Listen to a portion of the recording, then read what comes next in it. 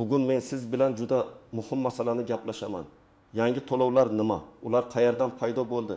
Va eng asosiysi, kim to'lashi kerak, kim esa to'lamasligi yoki aniqlashtirishi kerak. Bu mavzu deyarli har bir oilaga tegishli. Chunki ko'pchilik odamlar kvitansiya, SMS, ilova yoki mahalla orqali kelgan yangi qarzdorlikni ko'rib, bu nima uchun? Men bunga rozilik bermaganman-ku. To'lamasam nima bo'ladi deb hayron bo'lyapti. Men bugun masalani oddiy tilda tushuntiraman. Oldin qanday edi? Hozir nima o'zgardi? Qaysi to'lovlar qonuniy bo'lishi mumkin? Qaysi holatda ehtiyot bo'lish kerak va eng muhimi siz amalda nima qilishingiz kerak? Videoni oxirigacha ko'ring, chunki ba'zi odamlar bilmasdan ortiqcha to'lab qo'yadi. Ba'zilari esa aslida to'lashi kerak bo'lgan qarzni e'tiborsiz qoldirib, keyin jarima, penya yoki huquqiy muammoga duch keladi. Kanalga hozirroq obuna bo'ling, videoga like bosing, chunki bunday ma'lumotlar vaqtida yetib borsa, odamlar pulini ham, asabini ham asraydi. Oldin ko'pchilik to'lovlar juda sodda ko'rinardi. Uy egasi gaz, elektr, suv, issiqlik chiqindi, internet, telefon, ko'p qavatli uy bo'lsa shirkat yoki boshqaruv kompaniyasi xizmatlar uchun alohida to'lov qilardi. Odamlar odatda kvitansiyani ko'rardi, hisoblagich ko'rsatkichini topshirardi, qarz bo'lsa to'lardi. Agar yangi xizmat paydo bo'lsa, ko'pincha mahalla, shirkat, kommunal tashkilot yoki xususiy kompaniya og'zaki tushuntirar edi. Hozir esa tizim ancha raqamlashtirildi. To'lovlar mobil ilovalarda, bank ilovalarida, SMS xabarlarda, shaxsiy kabinetlarda, kadastr yoki kommunal bazalarda ko'rinadigan bo'ldi. Bu yaxshi tomoni bilan qulay. Uyda o'tirib ko'rasiz, tekshirasiz, to'laysiz. Lekin muammo shundaki, odam har doim ham bu yangi satr qayerdan chiqqanini tushunmaydi. Masalan, ilovada xizmat haqi, abonent to'lovi, texnik xizmat, majburiy badal, hisob-kitob xizmati, chiqindi, uy-joyni saqlash, umumiy mulk xariyatlari degan yozuvlar chiqadi. Oddiy fuqaro esa buni bir qarashda farqlay olmaydi. Yana bir muhim o'zgarish, ayrim to'lovlar endi faqat ishlatganingiz uchun emas, balki xizmatga ulanganingiz, obyekt egasi bo'lganingiz yoki umumiy infratuzilmadan foydalanganingiz uchun ham hisoblanishi mumkin. Masalan, elektrni ishlatmasangiz ham ayrim hollarda abonent bazasida turish, hisoblagich, tarmoq, umumiy xizmat ko'rsatish bilan bog'liq xarajatlar bo'lishi mumkin. Ko'p qavatli uyda yashasangiz, liftdan kam foydalansangiz ham tom, podval, zinapoya yoritish, quvur, nasos, umumiy hududni saqlash xarajatlari barcha mulkdorlar zimmasiga tushishi mumkin. Shu yerda eng ko'p tushunmovchilik boshlanadi. Men ekspert sifatida bir narsani aniq aytaman. Har qanday yangi to'lovni ko'rganingizda, birinchi savol to'lamayman bo'lmasin. Birinchi savol bu to'lovning asosi nima bo'lsin? Chunki qonuniy asos bor bo'lsa, uni e'tiborsiz qoldirish keyin kattaroq xarajatga olib keladi. Qonuniy asos yo'q bo'lsa, siz uni talab qilishga, izoh so'rashga va noto'g'ri hisoblangan summani bekor qildirishga haqlisiz. Birinchi qism, nima bilish kerak, kim xavotir olish kerak va kim xavotir olmasligi mumkin? Eng avvalo, yangi to'lov deganda hamma narsa bir xil emas. Men buni 4 guruhga bo'lib tushuntiraman. Birinchi guruh davlat yoki kommunal xizmatlar bilan bog'liq to'lovlar. Bunga elektr, gaz, ichimlik suvi, oqova suv, issiqlik chiqindi, ayrim hududlarda obodonlashtirish yoki hisoblagich bilan bog'liq xizmatlar kiradi. Bu to'lovlar odatda qonun, tarif, shartnoma yoki vakolatli tashkilot qarori asosida hisoblanadi. Agar sizning nomingizda uy, xonadon, do'kon, yer uchastkasi yoki boshqa obyekt bo'lsa, bu to'lovlar sizga biriktirilishi mumkin. Ikkinchi guruh, ko'p qavatli uylardagi umumiy mulk xarajatlari. Masalan, liftni ta'mirlash, kirish yo'lagini tozalash, tomni yopish, nasosni almashtirish, podvaldagi quvurni tuzatish, hovli chiroqlarini yoqish, kamera o'rnatish, domofon, qorovul, farrosh, boshqaruv kompaniyasi haqi. Bu yerda eng muhim masala uy mulkdorlari qanday qaror qilgan, shartnoma bormi, tarif qanday tasdiqlangan, xizmat haqi qanday hisoblangan. Agar qaror umumiy yig'ilishda qonuniy tartibda qabul qilingan bo'lsa, xonadon egasi men liftdan foydalanmayman deb butunlay chetda qola olmasligi mumkin. Chunki umumiy mulk faqat sizning eshigingizdan iborat emas, butun binoning ishlashi hamma uchun ahamiyatli. Uchinchi guruh, soliq va majburiy yig'imlar. Masalan, mol mulk solig'i, yer solig'i, ayrim faoliyat turlari bo'yicha majburiy to'lovlar, yakka tartibdagi tadbirkorlar yoki o'zini o'zi band qilganlar uchun to'lovlar. Bu yerda fuqaro ko'pincha men hech narsa qilmayapman deydi. Lekin agar sizning nomingizda kadastrda obyekt turgan bo'lsa, undan foydalansangiz ham, foydalanmasangiz ham soliq majburiyati paydo bo'lishi mumkin. Masalan, hovli uyingiz bor, lekin u yerda ota-onangiz yashaydi. Kadastr sizning nomingizda bo'lsa, soliq xabarnoma sizga keladi. Bu tabiiy. 4-guruh xususiy xizmatlar. İnternet, kabel televideniye, ko'riklash, domofon, servis, kredit bilan bog'liq komissiyalar. Ilova orqali ulangan xizmatlar. Bunda asosiy savol, siz shartnoma tuzganmisiz? Xizmatdan foydalanganmisiz? Rozilik berganmisiz? Agar xususiy kompaniya sizga xizmat ko'rsatgan bo'lsa va shartnoma bor bo'lsa, to'lov talab qilishi mumkin. Lekin shartnoma bo'lmasa, xizmat ko'rsatilmagan bo'lsa yoki sizning roziligingizsiz qo'shimcha paket ulangan bo'lsa, bu holatni albatta tekshirtirish kerak. Endi kim xavotir olishi kerak? Birinchi navbatda nomida uy-joy, yer, do'kon, ofis, noturar joy, ijaraga berilgan obyekt bor odamlar. Chunki yangi to'lovlar ko'pincha aynan mulkka bog'lanadi. Ikkinchidan, ko'p qavatli uyda yashaydiganlar. Chunki boshqaruv kompaniyasi, shirkat yoki uy-joy mulkdorlari bilan bog'liq badallar har oy kelishi mumkin. Uchinchidan, hisoblash ko'rsatkichini vaqtida topshirmaydiganlar. Chunki hisoblash ko'rsatkichi berilmasa, ayrim tizimlarda o'rtacha sarf, me'yor yoki avtomatik hisob-kitob chiqishi mumkin. 4-dan, uyini ijaraga berganlar. Ko'p hollarda ijarachi to'lov qilmagan bo'ladi, lekin qarz obyekt egasining nomida yig'iladi. Keyin egasi bilib qoladi. Qarz katta bo'lib ketgan bo'ladi. Kim xavotir olmasligi mumkin? Agar siz to'lov manbasini tekshirgan bo'lsangiz, shartnoma va tarifini ko'rgan bo'lsangiz, hisob-kitob to'g'ri bo'lsa, vahima qilish shart emas. Yana agar sizning nomingizda obyekt bo'lmasa, siz bu manzilda ro'yxatda turmasangiz, xizmatdan foydalanmasangiz, lekin baribir sizga qarzdorlik chiqayotgan bo'lsa, bu texnik xato bo'lishi mumkin. Bunday holatda jim turmasdan murojaat qilasiz. Chunki xato o'z-o'zidan yo'qolmasligi mumkin. Birinchi misol. Ko'p qavatli uyda 6 xonadon bor. Boshqaruv kompaniyasi oyiga har kvadrat metr uchun 1500 so'mdan xizmat haqi belgilagan. Sizning xonadoningiz 7 kvadrat metr.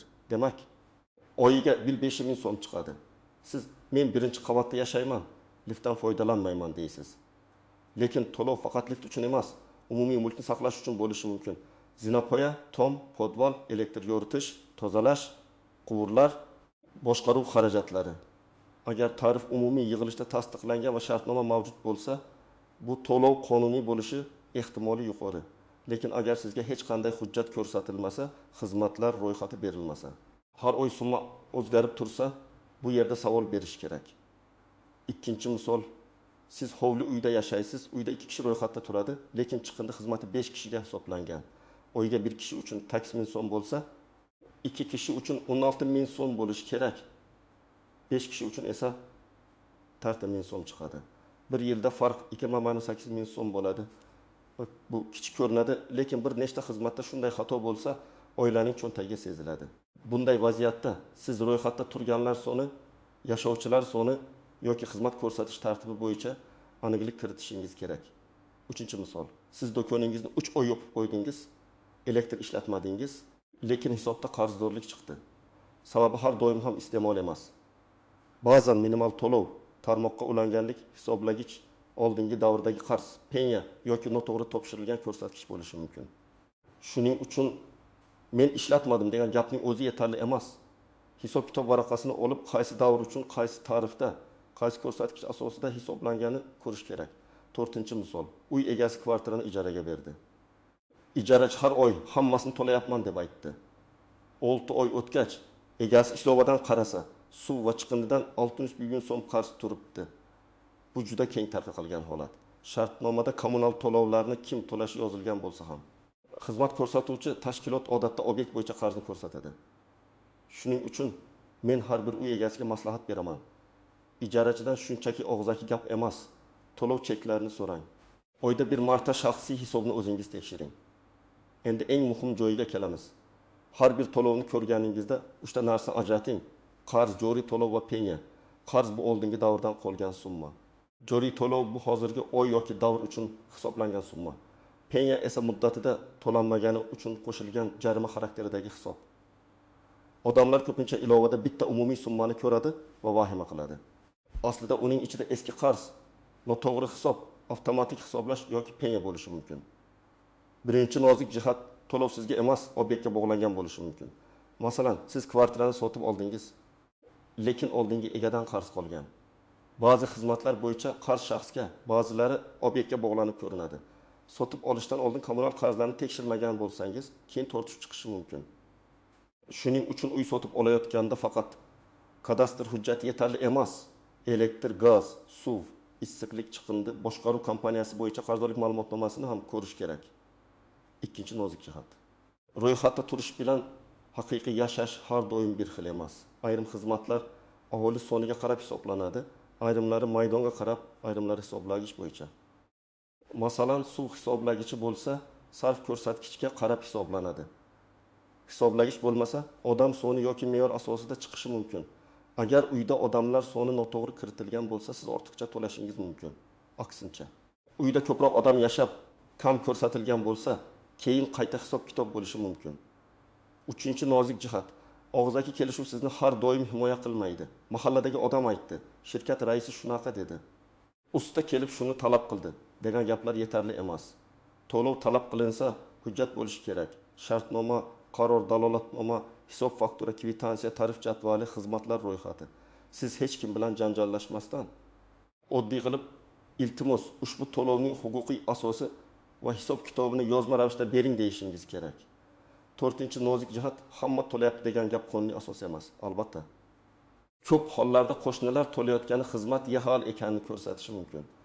Lekin huquqiy jihatdan baribir hujjat muhim. Masalan, kamera o'rnatish uchun har xonadondan 200 ming so'm yig'ilyapti. Agar uy mulkdorlari yig'ilishi bo'lgan. Ko'pchilik rozilik bergan, smeta tuzilgan, kimga pul o'tkazilishi aniq bo'lsa, bu bir masala. Agar kimdir naqd pul yig'ib, chek bermasa, qayerga sarflanishini aytmasa, bu boshqa masala. Men bunday vaziyatda faqat rasmiy hisob raqamiga yoki chek bilan to'lashni maslahat beraman. 5-nozik jihat, imtiyozlar va ozod qilish holatlari bo'lishi mumkin. Pensiya yoshidagi fuqarolar, nogironligi bo'lgan shaxslar, kam ta'minlangan oilalar, ayrim ijtimoiy toifadagi fuqarolar uchun turli yo'nalishlarda imtiyozlar bo'lishi ehtimoli bor. Lekin imtiyoz avtomatik qo'llanmasligi mumkin. Siz hujjat topshirmasangiz, tizim sizni oddiy to'lovchi sifatida ko'rsatadi. Shuning uchun imtiyozingiz bor deb o'ylasangiz, tegishli tashkilotga borib, ariza, pasport, guvohnoma, ijtimoiy reyestr ma'lumoti yoki boshqa tasdiqlovchi hujjatlarni topshirishingiz kerak. 6-nozik jihat. Hisoblagich ko'rsatkichini vaqtida bermaslik qimmatga tushishi mumkin. Masalan, siz 3 oy suv ko'rsatkichini topshirmadingiz. Tizim o'rtacha yoki me'yor bo'yicha hisoblab qo'ydi. Keyin ko'rsatkichni berganingizda qayta hisob-kitob qilinishi mumkin, lekin bu har doim ham darhol bo'lmaydi. Ba'zan xodim kelib tekshirishi, dalolatnoma tuzishi, plombani ko'rish kerak bo'ladi. Shu sababli men har oy bir xil sanada hisoblagichlarni rasmga olib, ilovaga kiritishni tavsiya qilaman. Rasm telefoningizda saqlansin, keyin tortishuv bo'lsa dalil bo'ladi. 7-nozik jihat. Yangi to'lov firibgarlik ham bo'lishi mumkin. Bugun ayrimlar SMS yuborib, qarzingiz bor, shu kartaga to'lang, jarima chiqdi, xizmat o'chiriladi deb odamlarni shoshiltiradi. Hech qachon notanish karta raqamiga to'lov qilmang. Rasmiy ilova, bank ilovasi, xizmat ko'rsatuvchi tashkilot kassasi yoki rasmiy hisob raqamidan foydalaning. Agar xabar shubhali bo'lsa, tashkilotning rasmiy telefon raqamiga qo'ng'iroq qiling, lekin SMS ichidagi notanish havolaga kirmang. Endi men sizga aniq qadamlarni aytaman. Agar sizda yangi to'lov chiqsa, birinchi qadam, vahma qilmang va darhol to'lamang. Avval skrinshot qiling. Qaysi ilovada, qaysi sana, qaysi xizmat, qancha summa, qaysi shaxsiy hisob raqamida ko'ringanini saqlab qo'ying. Ikkinchi qadam, to'lov nomini aniqlang. Bu elektrmi, gazmi, suvmi, chiqindimi, soliqmi, boshqaruv kompaniyasi xizmatimi yoki xususiy xizmatmi? Nomi aniq bo'lsa, tashkilotdan yozma izoh so'rang. Bu nima o'zi deb umumiy so'ramang. Aniq so'rang. Ushbu summa qaysi davr uchun, qaysi tarif bo'yicha, qaysi hujjat asosida hisoblangan? 3-qadam, shaxsiy hisob raqamingizni tekshiring. Ba'zan odam boshqa manzilning qarzini ko'rib qo'yadi. Eski telefon raqamiga ulangan hisob qolgan bo'ladi yoki ilovada boshqa obyekt saqlangan bo'ladi.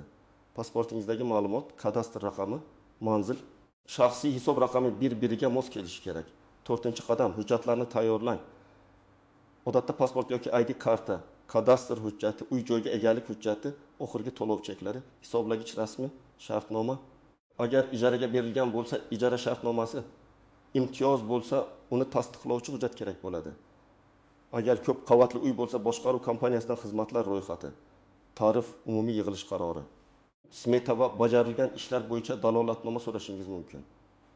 5-qadam, murojaatni og'zaki emas, yozma qiling. Tashkilotga borganingizda 2 nusxada ariza yozing. Arizada shunday mazmunda yozish mumkin: mening shaxsiy hisob raqamim bo'yicha hisoblangan falon so'm to'lovning huquqiy asosi, hisob kitobi, davri va tarifini yozma ravishda tushuntirib berishingizni so'rayman. Agar hisob kitobda xatolik bo'lsa, qayta hisob kitob qilib qarzdorlikni tuzatishingizni so'rayman. Bir nusxasini topshirasiz, ikkinchi nusxasiga qabul qilingan sanani va muhr yoki ro'yxat raqamini oldirasiz.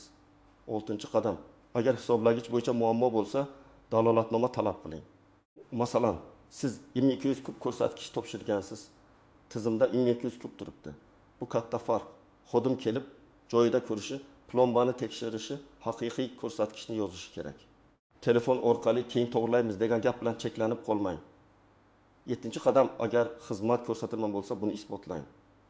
Masalan, chiqindi olib ketilmayapti, lift ishlamayapti, farrosh kelmayapti, hovliga o'rtilmayapti.